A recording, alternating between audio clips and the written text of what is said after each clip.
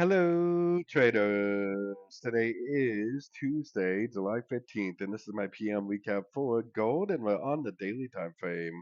So today we had CPI inflation data, definitely caused gold to go down pretty good. Now that we have a nice impulsive move to the downside, add a Fibonacci extension of wave A projected off the bottom of wave B, we can confirm that this is an ABC and that it is not a 1, 2, 3 that would have kept on stretching out like that.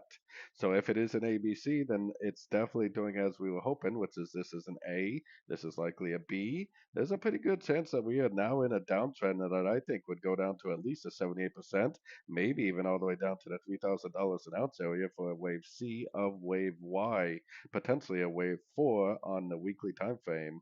So anyways, taking it down to the 1 hour time frame, I would definitely be looking for shorts. I threw my Fibonacci retracement on here. It might be a little bit early because there's definitely no break up even on the 1 hour, meaning that it could possibly drift down more, especially if this is a 1, 2, 3.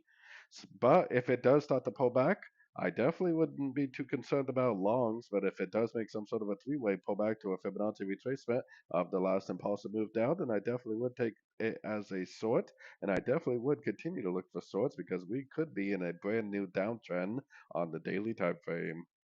So anyways, don't forget to check out my free Discord channel, link down here in the corner. Take a look at my website, fxpipcollector.com. And as always, thank you for watching and happy trading.